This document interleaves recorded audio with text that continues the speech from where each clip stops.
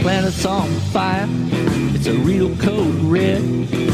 Got us by the balls, we're being slowly bled. All the swollen puppet head, they propagandize fake chocolate points, flat out lies.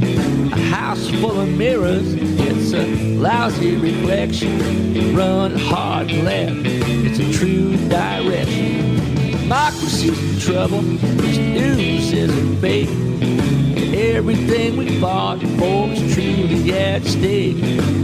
Border to border, coast to coast, it's time to cue the talent and meet our host. It's podcast by George. All right, folks, it's showtime. Hello, hi, how are you? Welcome on in to another podcast by George. Got a special edition today. We've been talking about this a lot. We're going to be talking about it more, I have a feeling, because I'm all about the climate. I'm all about this climate catastrophe that we're confronted with. I tell everybody that if we don't deal with this, the rest of it's gingerbread, folks. The big three on podcast by George are climate, war, and healthcare. I still want to talk about the wars. I still want to talk about healthcare. And in fact, all of these things are intertwined and interlinked.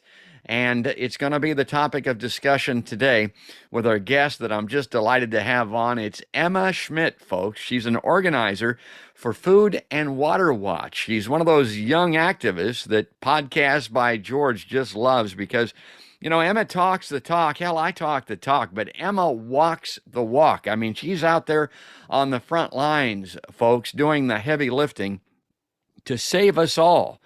And she's here today to talk about one of our most crushing issues of our times, really. It's industrial agriculture here in the heartland, which is affecting the country and the world. It's big industry, big money. It has big political clout. And folks, it is killing us all. But let's get to it. Let's welcome her in. Emma, welcome to a podcast by George. Thanks, George. Appreciate it. Well, it's an expansive issue. It's all encompassing. It gets to us all, and maybe I'll start this way. I mean, I'm left. I tell people all the time I'm left of the Democratic Party right now, I think, and I follow Lee Camp. I've had him on the show before. He wrote a great book, Bullet Points and Punchlines, and he writes in this book, and I recommend that. Well, here it is right here. That everybody get this because it's not real big. It's an easy read. It's concise. It really is bullet points. It's punchlines because he's a comedian. But here's what he writes about the climate and the animal agriculture industry. He says there are many issues the corporate media will debate in its standard, convoluted, manipulative manner. In fact, most issues will at some point get an hour of glowing fame on the mind control box. Yet some topics are forbidden, banned, and discussion of the mainstream news channels will not cover it. And one of those issues just happens to be the number one issue of man-made climate change and a top cause of illness, sickness, torture, and environmental destruction in the United States and around the world. So it's concerning that corporate media avoids it like it's a highly unstable radioactive material being handed to them by Bill Cosby. Okay, that's where his humor comes in there. But Emma, as I mentioned, you're out on the front lines. You're dealing with this all the time. I mean, I feel your struggle. I feel your pain. And this lack of coverage as to what's happening out there must be an ongoing issue with you and your organization. Oh, absolutely. It's really difficult, especially we see when we do get coverage, they will always reach out to the Farm Bureau or the pork producers. Yes. It's balanced. But, when they're covering the Farm Bureau or the pork producers, they don't reach out to us to make sure there's balance in the article. I mean, it's just so hypocritical. But, we're getting better, I think. I think a lot of Iowans especially have started to understand, particularly when it comes to the amount of fertilizer that we're using, the impact of the factory farm industry. A lot of our coverage is coming from like letters to the editor going in. And that's what matters. I mean, as long as we're pulling people in, it doesn't matter how we're getting to them. Well, I think a lot of people were aware. They weren't doing a lot about it, but they were aware about the poisoning of the water. They're aware of the poor food that we have. They're aware of the torture of the animals in these CAFOs and these industrial agriculture farms. That really has been proven here in a pandemic how bad off we were because our poor health is largely responsible to people succumbing to COVID. And it's time to do something about it. And so what happens? Here comes onto the scene something new, a little different anyway, and it's carbon pipelines. And again, it shows you how money and media manipulation works because they present these carbon pipelines as if they're good for us, but they're anything but that. It is just absolutely atrocious. I mean, you cannot over exaggerate how awful it would be to have multiple carbon pipelines going through our state. And it, like you said, it really just shows that interconnection between our political spheres, big energy, and big ag, because that's what this is about. This is about making more money for these multi-billion-dollar corporations while essentially screwing over the people of Iowa. They don't care if their carbon pipeline ruptures and asphyxiates an entire community as long as they're getting a couple million in their pockets every year. I mean, it's the most picturesque show of greed and selfishness that I've ever witnessed in my life. I want to cite this article that you wrote recently that appeared on foodandwaterwatch.org. Emma writes, some of the biggest players in Iowa's agriculture, energy, and political spheres, like ex-Governor Terry Branstad and factory farm hustler Bruce Rastetter, have come together to build those two carbon pipelines that she's talking about across Iowa.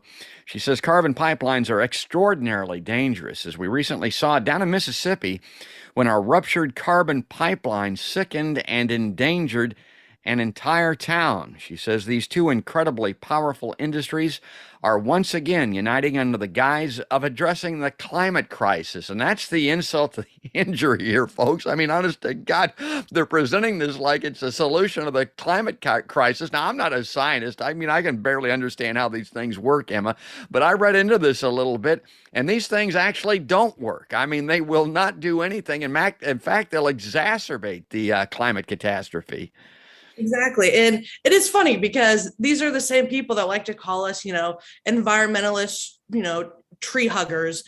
And then they're going out there and they're trying to market themselves as environmentalists. But what they're doing isn't doing anything. We see it with this carbon pipeline. We saw it with factory farm biogas, where essentially they're trying to make themselves appear as if they, give a single damn about the climate crisis, but they don't, because all of these schemes that they're pushing are just to make them an extra buck. It's just pitiful. Well, I mentioned the website, the organization that Emma belongs to and writes for and is out on the line for, and it's Food and Water Watch. Now, I want to bring this up on screen so that people can familiarize themselves a little bit with this just to see what it looks like.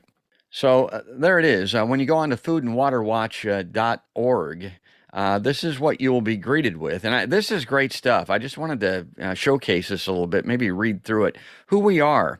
With more than 1.1 million supporters, Food and Water Watch fights for safe food, clean water, and a livable climate for all of us. Who doesn't like that, folks? We protect people from the corporation and other destructive economic interests that put profit ahead of everything else. And here's kind of the matrix of where they're at. A healthy and livable planet, human dignity, justice for all, economic fairness, and real democracy. And again, go to that site, donate, become a part of that organization. I mean, it's great stuff. Get to know those folks, including Emma, like I'm delighted to know here on the PBG, and we'll all be better for it. And I guess I would say, Emma, the little mantra that I have on Podcast by Georgia gets repeated a lot with these politicians and corporate talking heads and the media. And is it too dumb, or, are they too dumb, or are they in on it? Well, to give them any benefit of the doubt, oftentimes I will say they actually believe, and these agricultural interests, they may actually believe that if they benefit If their constituency benefits, the rest of us will. But it's been proven time and again that this trickle down type philosophy does not work. And in fact, when it comes to the climate and the ecology, it is killing us all. They're not benefiting us. As you point out, they're benefiting themselves. Exactly, exactly. One of my favorite examples of a politician that I do truly believe he believes what he says, but he's so wrong is Iowa Senator Ken Rosenboom, state senator. He is in charge of introducing Iowa's ag bills. He is a factory farm owner himself. He was the person of an investigation into a factory farm, and it showed, wild abuses on his factory farm about a year ago. He's a real character. And when you talk to him about water quality in Iowa, which we know we have over 760 polluted rivers in Iowa and waterways, he likes to claim that it's not a result of the factory farm industry or our livestock techniques. It's because of lightning. Lightning.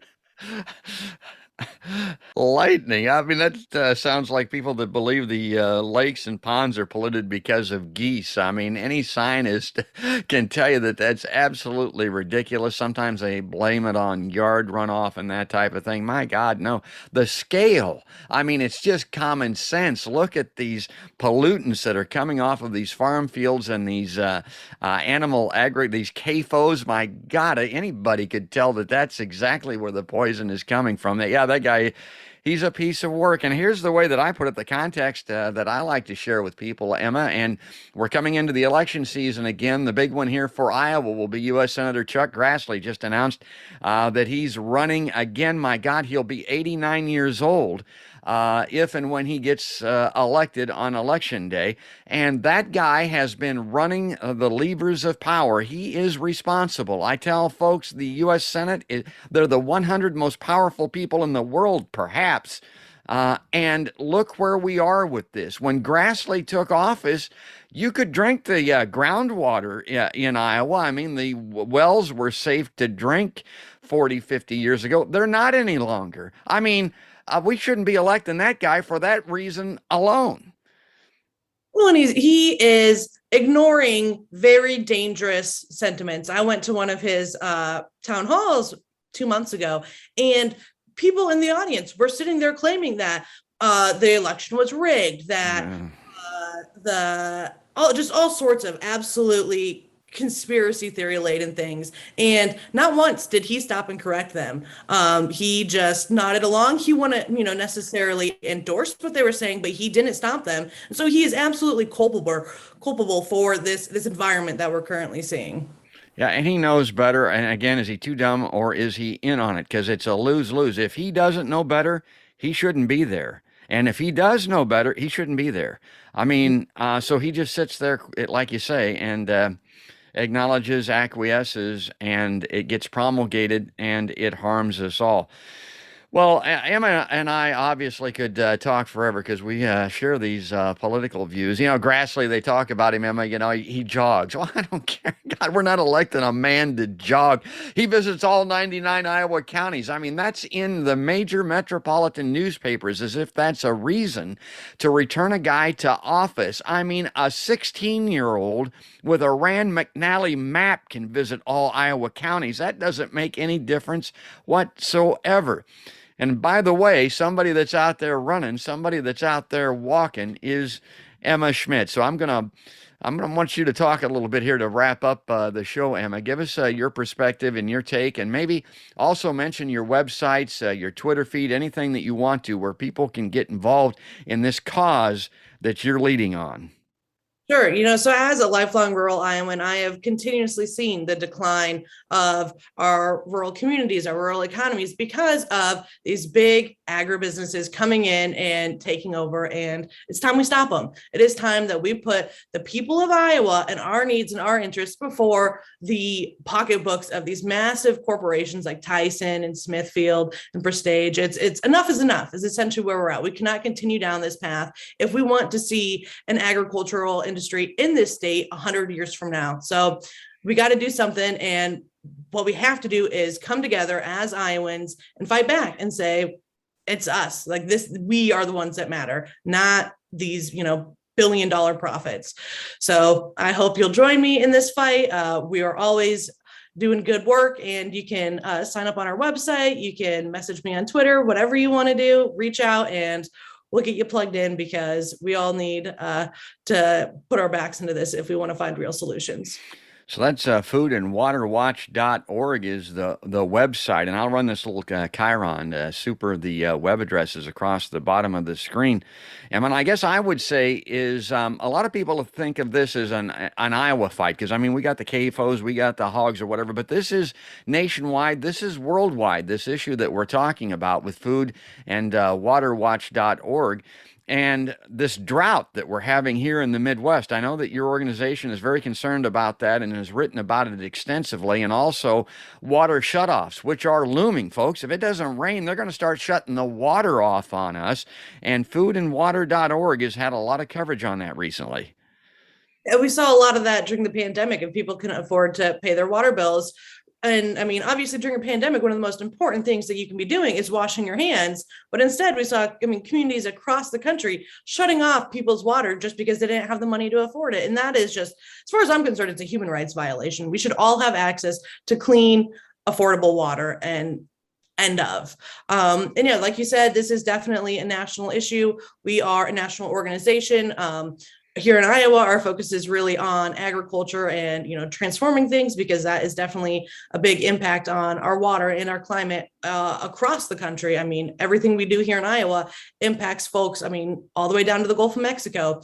But at the same time, we are also working really hard in Congress to try and see some legislation passed to make sure that we, stop seeing massive corporations merge together, to make sure that we can have a federal ban on factory farms, and make sure that we're fighting for farmers and making sure that they're able to have a living wage, all sorts of different things that I really recommend people visit our website to check out.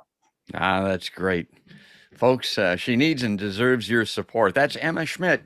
She's an organizer for foodandwaterwatch.com. She's on top of all these issues that are at the forefront of my podcast all the time. It's that big three. It's climate, number one. I put it at the top of the list for a reason, folks, because it's looming large. I mean, it could be game over within 10 years, according to the leading climate scientists. And by the way, they always say they're being conservative in their estimates. So, my God, it may get hairy before then. So it's climate at the top of the list.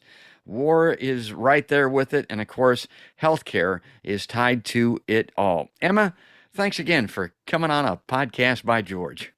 Thanks for having me.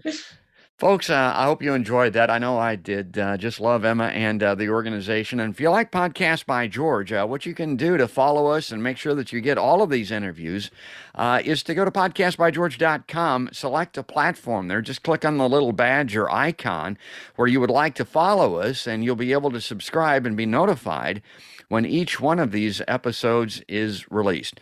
But that's going to do it for now. That's going to wrap it up. That's all there is, and there ain't no more. That's another podcast by George.